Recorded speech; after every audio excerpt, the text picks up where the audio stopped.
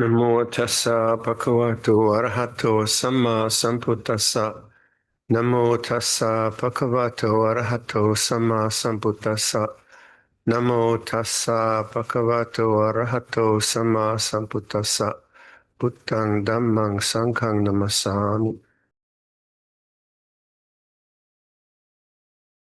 Good evening, everyone, tuning in online.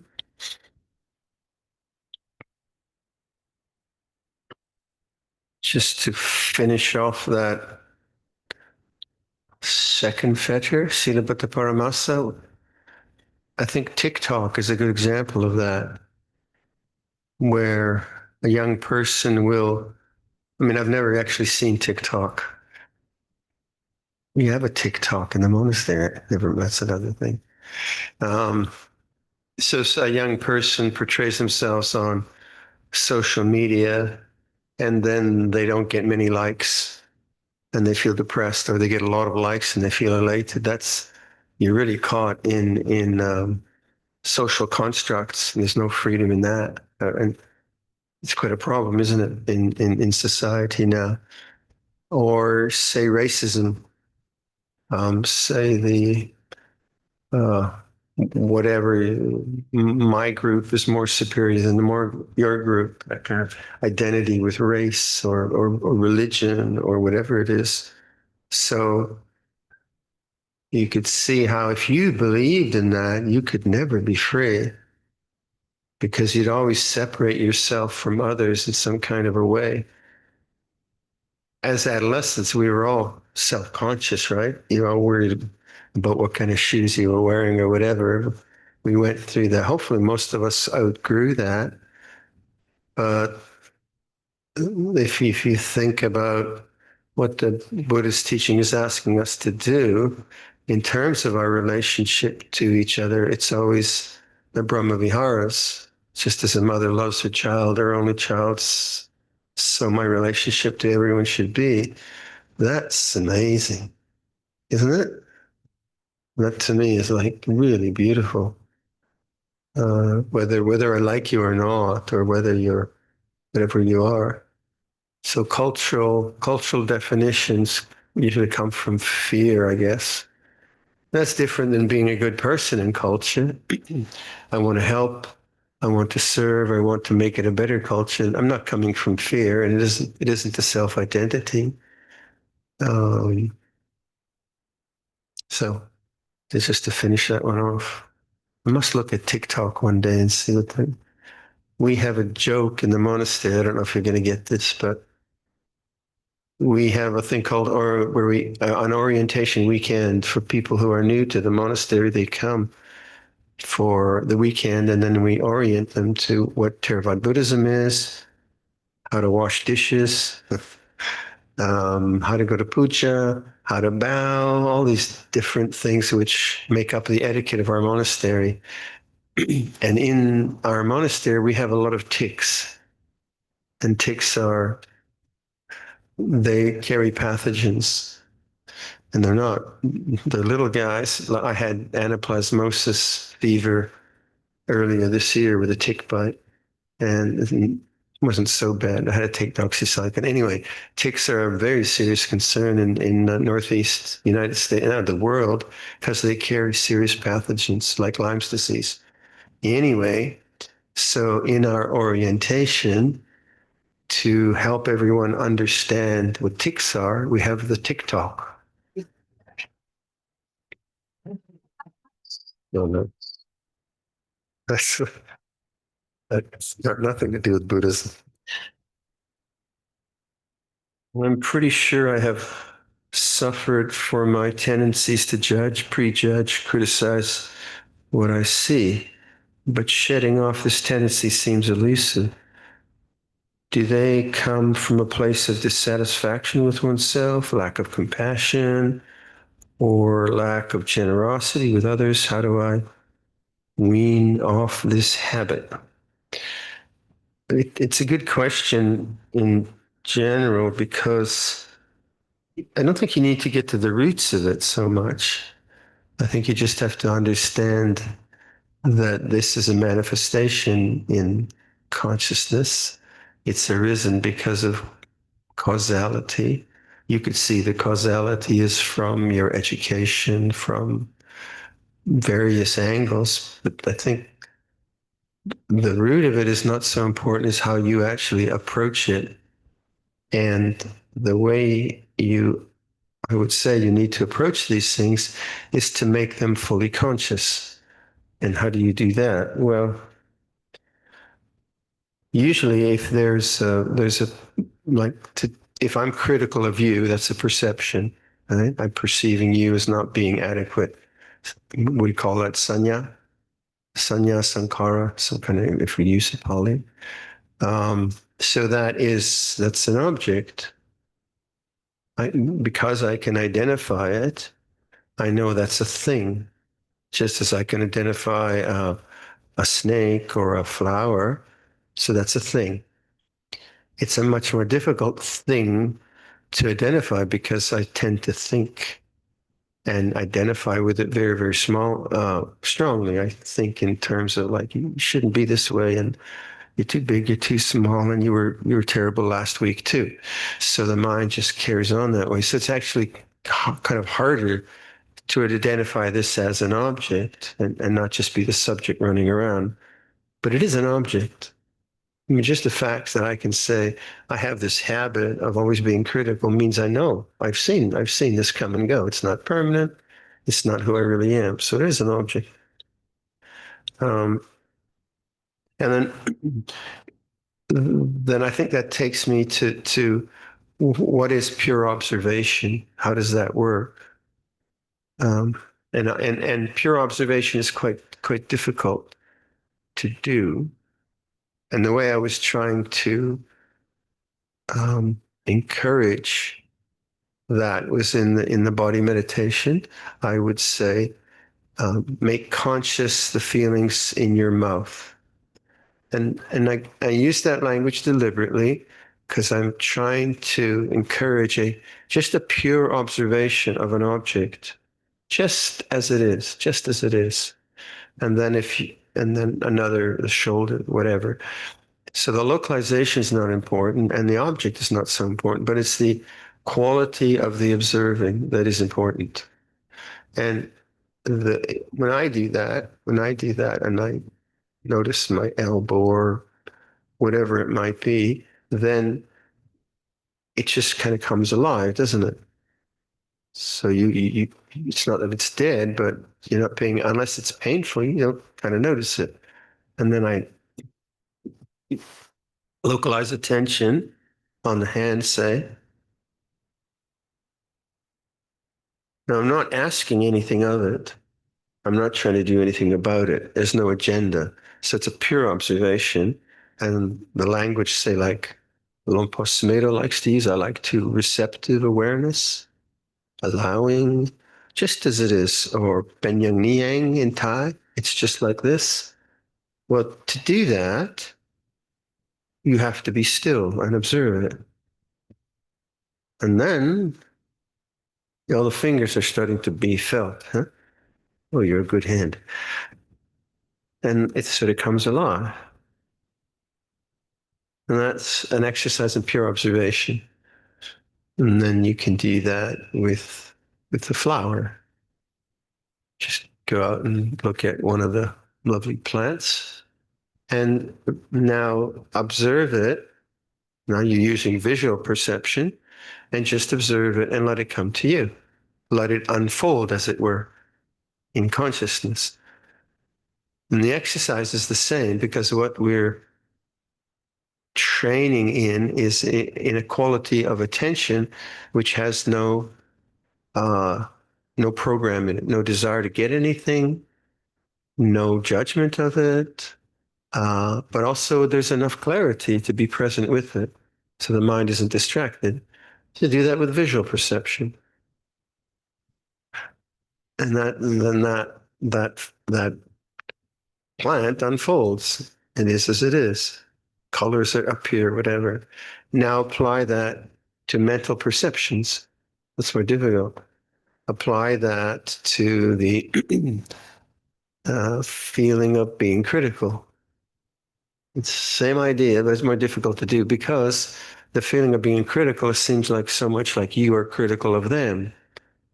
And then maybe if you're really, you want to be a good person, then you become critical of yourself.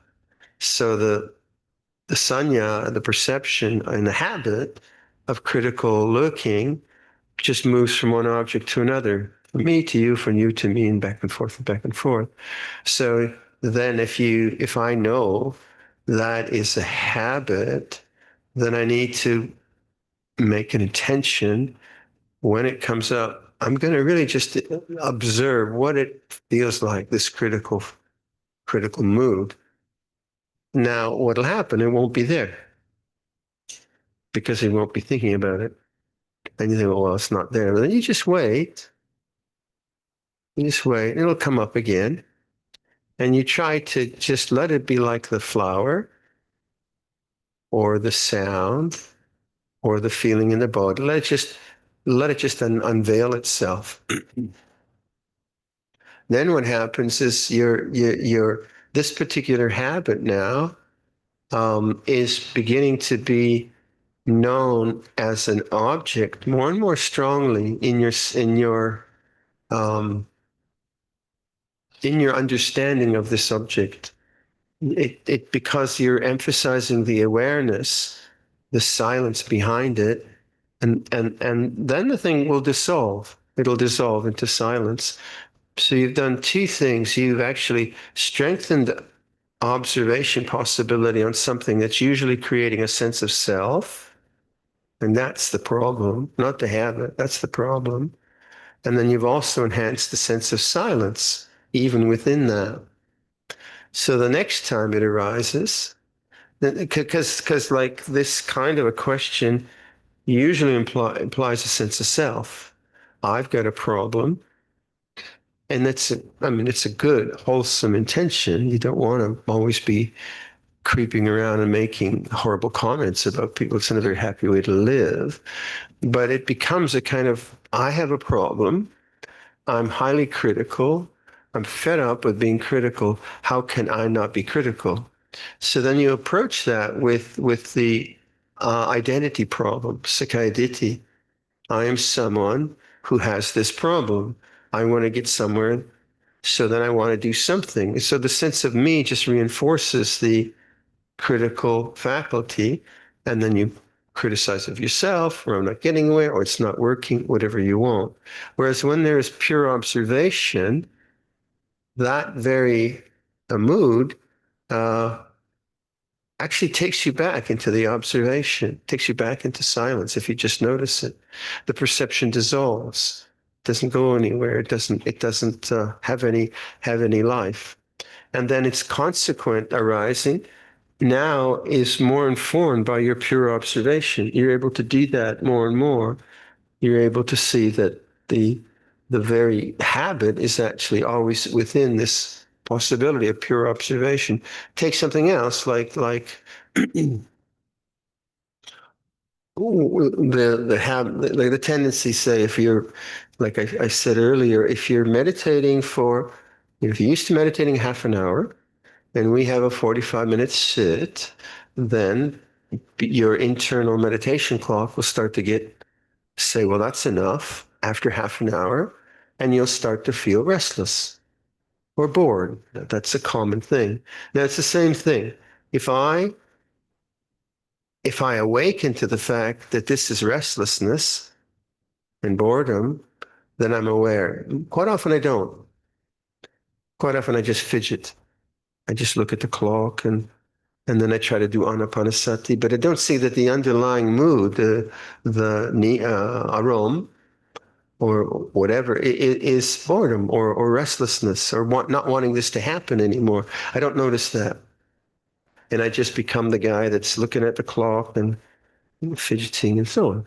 So my energy is now driven by something I'm not noticing, I'm not aware of. But if I make the intention to try to observe that, I know that happens. When it comes up, I say, oh, there it is. I'm looking at the clock. That's the sign. And I keep looking at the clock. Okay, what does it really feel like, this mood now? What is it really, really like? Pure observation.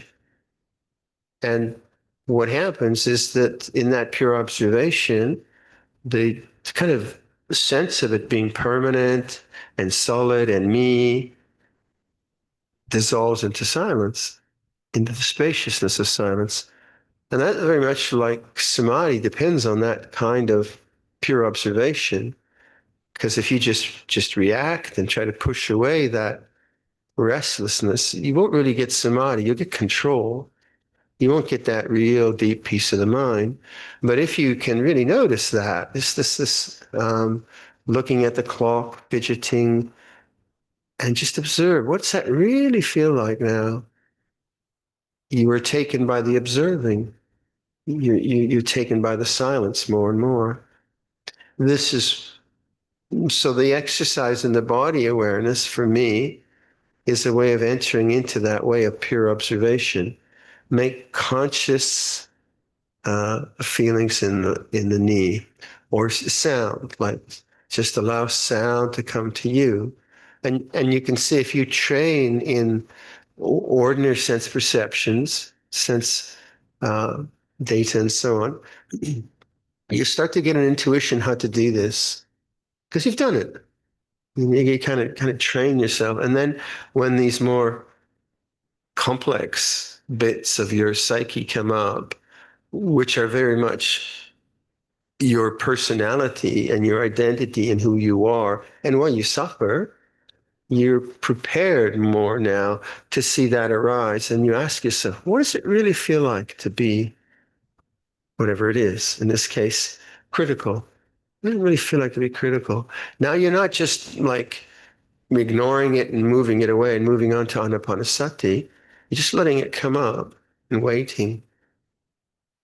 And then it seems like nothing's there because you're not thinking, and it'll come up. And okay, there it is. Oh, what does that really feel like? So you're training in pure observation around something that is very deluding. You think of all the thought patterns that we have. They're very quick, and they're very, very seemingly real. So that's why it's important to practice pure observation in ways like the natural beauty we have here, or the river. Like just sit and listen to the river and let the river come to you. Get into that skill of pure observation, and then it should start to click into the different moods of the mind. So you feel that this is what are we in halfway through the retreat, kind of on almost. Anyway, we're here, wherever here is, and you're feeling you're not getting anywhere. That's a very common feeling, by the way. Don't feel lonely. Um, you feel you're not getting anywhere in this practice. That's a perception. I am someone who is not getting anywhere. Now, if you believe that, then you'll try to get somewhere. And where are you going to get? But where's there to go? But the knowing of this feeling of not getting anywhere, what's the pure awareness of that? That just the pure knowing, the pure observation of this feeling, I'm not getting anywhere. It cannot last because it's anicca and it's anatta. It's not who you are. Certainly dukkha. So in pure observation, that perception that I am someone who's not getting anywhere, which is delusion, ceases. And you're taken by the silence again. You're taken by the observation. That becomes, you see, there's the home ground again. Now, not because you then try to get some experience or attainment. No, you just observe the very perception of self that arose with a feeling that I'm not getting anywhere. And that probably arose because someone else got somewhere, or you heard about someone else getting somewhere, or you were somewhere, or you had some experience, or you read about. So somehow it's conditioned into your mind that you have to get somewhere. But awareness doesn't get anywhere. Awareness is not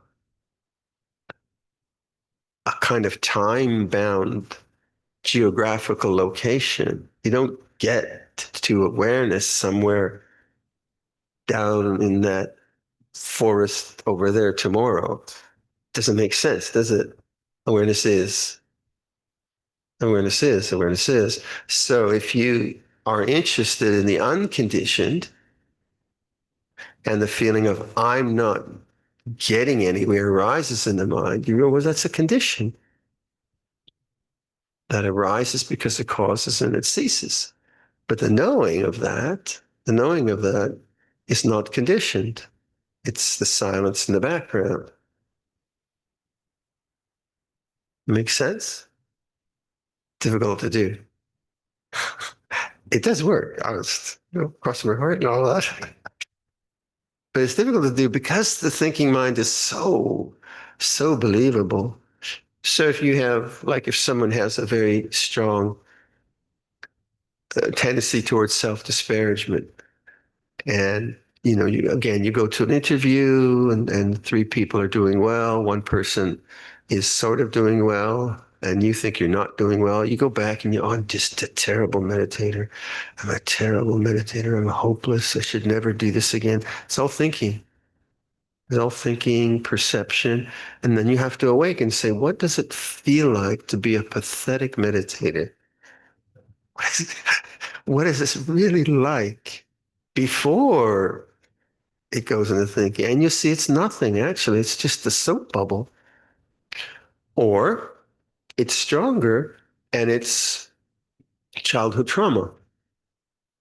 Or it's stronger and it's PTSD from a war or whatever. It might have deep roots in it, but that's not the issue. The issue is pure awareness, pure knowing. If its roots are deeper, like if the reason I have a lot of self-criticism because I was injured as a child psychologically, then it's going to take a lot of work to look at that with pure awareness. It's going to be very difficult because it's so painful, so painful, so painful. Same work. I might need some help, like some therapy, whatever. But it's the same work, pure awareness. Then, so in conclusion, like try not to make this a personal problem as a challenge in developing the quality of awareness of observation, which has no agenda in it. Because when I make this kind of suggestion, then the agenda will be, if I observe this, then I'm going to be okay. This kind of negotiation of hope. But no, it's just what it is. Just looking at it, what it is. When do we do reflections?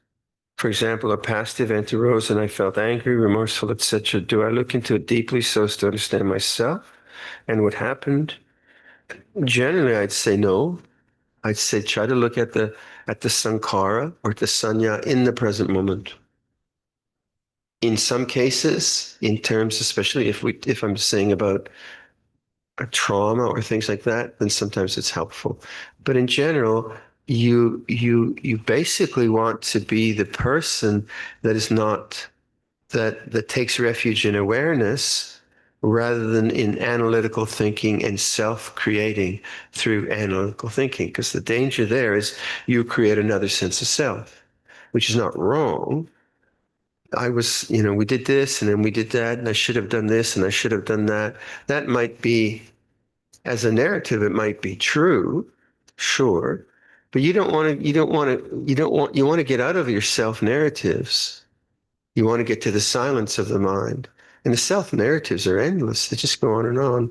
So if you have a memory, I felt angry, remorseful, then I would say, what is angry, remorseful? Same thing. What is it really like? So you're not avoiding the issue, but you're now emphasizing the listening or the awareness rather than the event itself. And then you'll see that it does dissolve. It does dissolve. If it's a social problem, then maybe, you have to look into it, talk with your partner and say, can we patch this up? or maybe we should call it quits and you get the dog, I get the car. I mean, you know that there's that too in life. But now we're not doing that. We're not doing the social part. We're doing the hard part. So in general, I would say it's really not, I wouldn't say absolutely, but too often it can create this reality, this narrative, this is who I really am. And you are not the narratives. The narratives are true in some way and not true in others, certainly, and they are personal, but you are the awareness that knows the narrative. So you don't want to be always driven by these narratives of self. You want to find that beautiful space and openness and silence where the narratives come and go. What is the difference between awareness and mindfulness? I'm not going to get away with this, am I? They won't leave me alone. This is abuse. Uh, Give up, Viradhammo. Okay, let's say mindfulness is mindfulness of things. Awareness is consciousness. Okay, but of course I'll use it differently.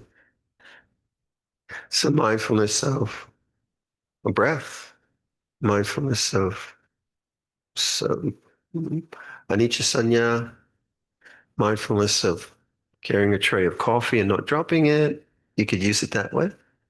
And then awareness maybe is consciousness itself. That would be one way to talk about it.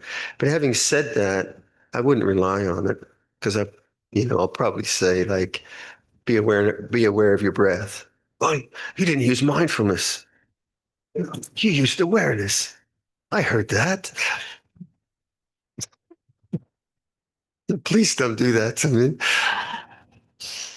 That's the danger, isn't it? And so, it's kind of like when you listen to the way I think Luangpor asked us to teach from the heart, you're tuning into what's the general direction of this thing, rather than just getting caught up in a word and thinking about the word all the time. So it's kind of like if I hear someone whose English is not their first language and they're trying to describe something to me, and they use a word which isn't in English language quite right, but I know where they're going. I don't interrupt them and say, no, you got the spelling wrong there, mate.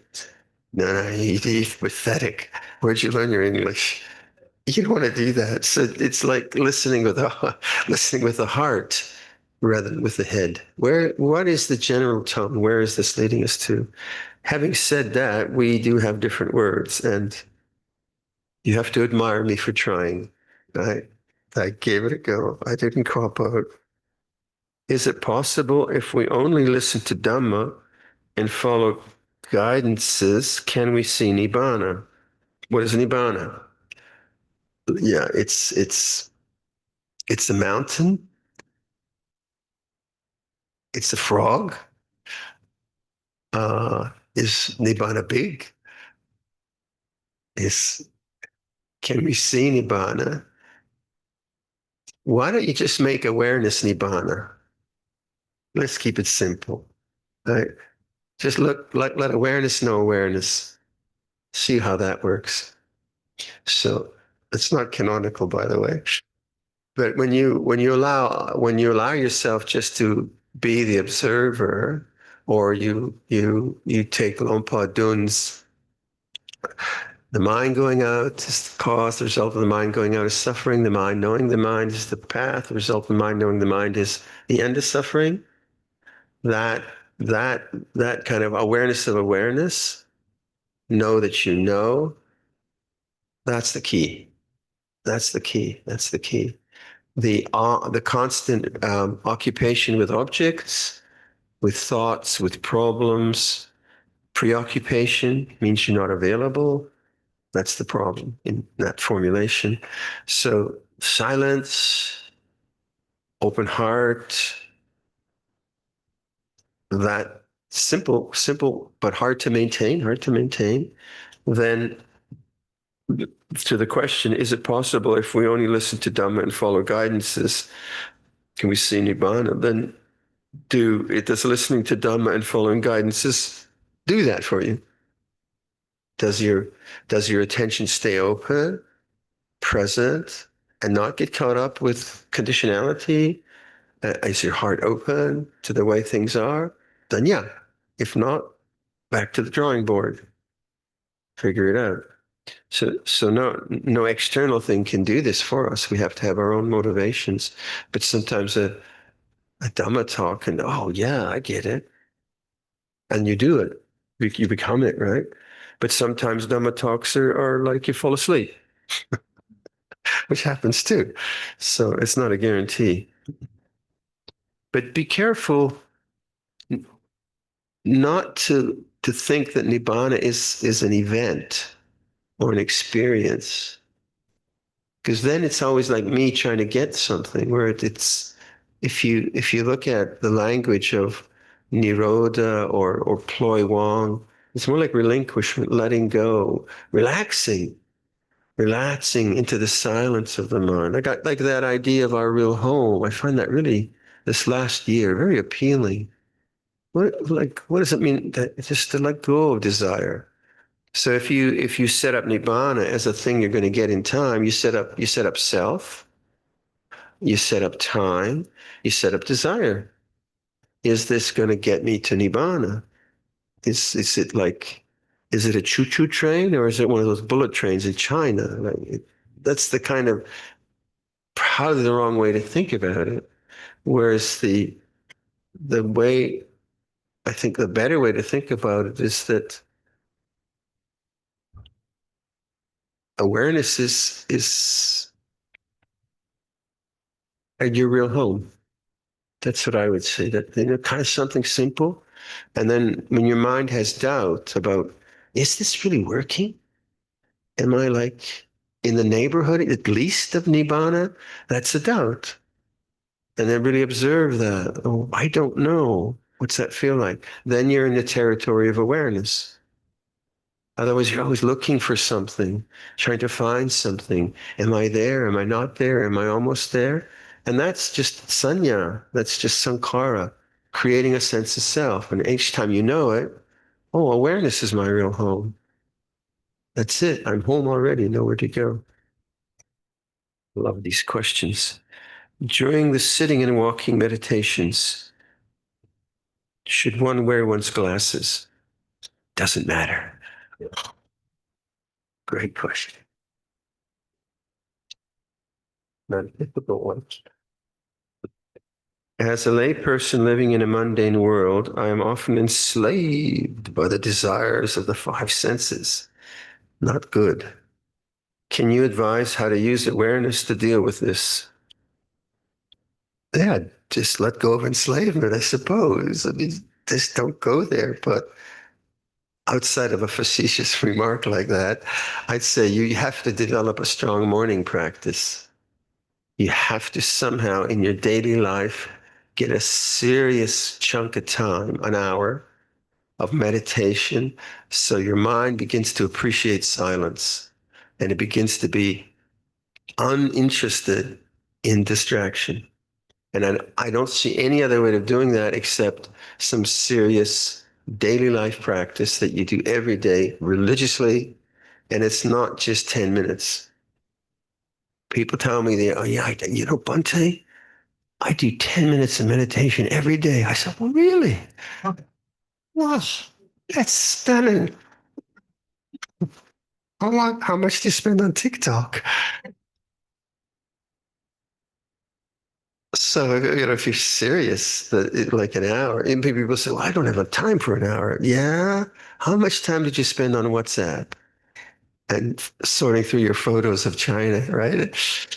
There is time. There's definitely time. You make it. And then because when you make a serious intention to develop formal practice, that also becomes a serious intention to more renunciation. It all becomes more serious as that were. And also as your morning practice brings you results of stillness and well-being, you see more and more how sense distraction just mucks your mind up. You don't want to go there. It's just like not a nice space to be in.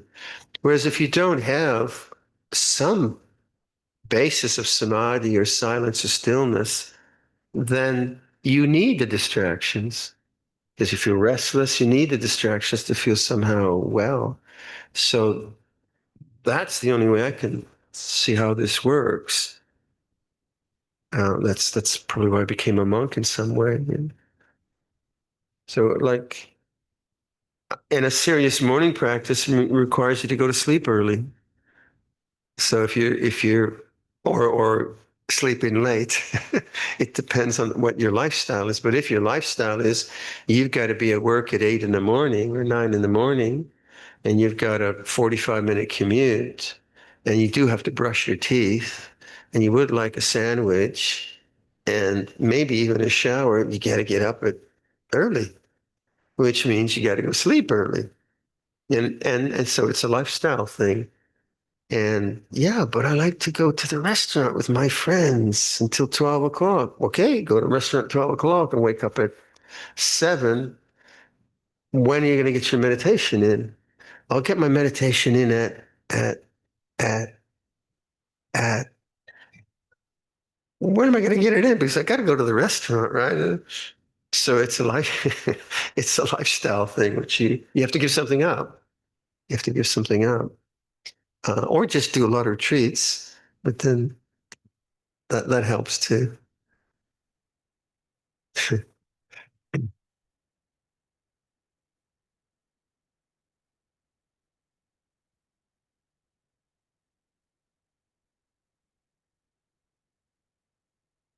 I was filled with worry anxiety while sitting, and I remembered I should just tune into silence, but trying to switch channel or pivot is so hard. How can I be more skillful? That's the same problem. You're trying to get away from the sanya of worry and anxiety rather than what does sanya anxiety actually feel like? So you're emphasizing the observation of this because the idea of pivoting is still the idea of rebirth. You want to go to another experience, which you call silence. Sure, there's the pivoting to the sound of the silence and that, but usually it's just you want a different experience than this one. But actually, just observing this feeling, what is it really, this anxiety, what is it really, really like, means you're emphasizing the silence. It's there all the time. So it's the same thing. And from the friends online,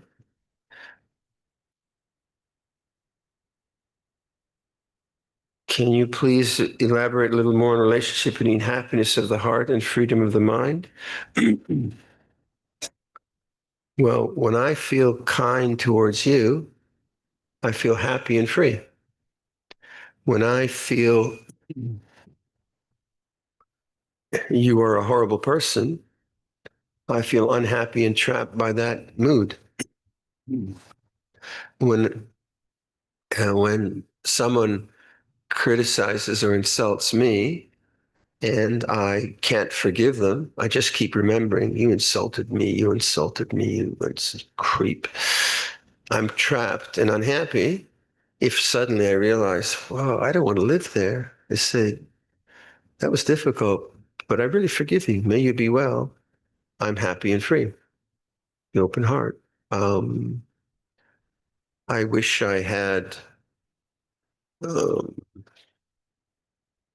a, a bigger house. If I had a bigger house, I'd be really happy. I'd be really happy. Maybe, but maybe you could do that. But I said, oh, this is good enough. This pochai.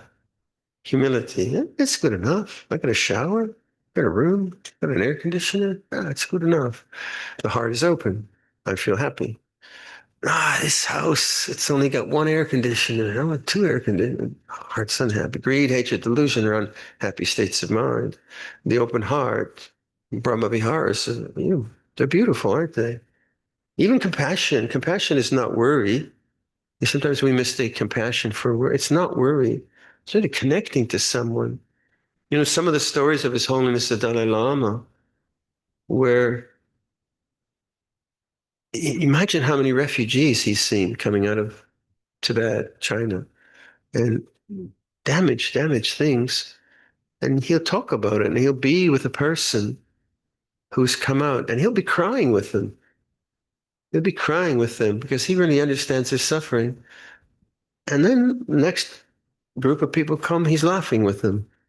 He's a really happy man, very happy man, because his heart's so open.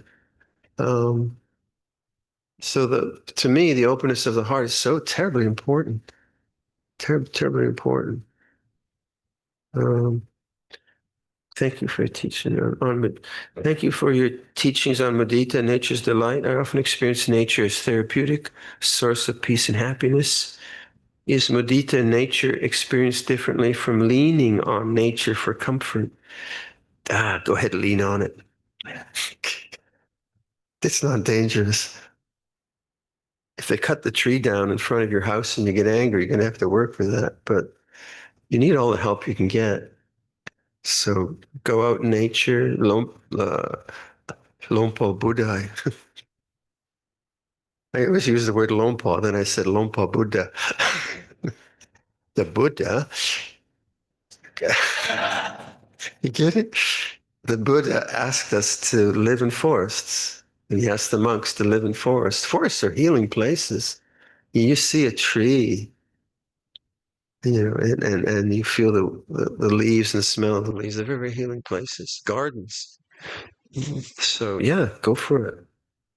Don't worry about it. In the course of meditation, when thought arises and is subsequently recognized, for me, this moment is where all the white on the page becomes boldly yet lovingly apparent, and all the text dissolves very naturally. I don't notice the end of thought, except all thoughts and feelings experienced thereafter is in awareness. Is this in line with practice? If this is sustained both during and after meditation, yes. Good. You passed the test.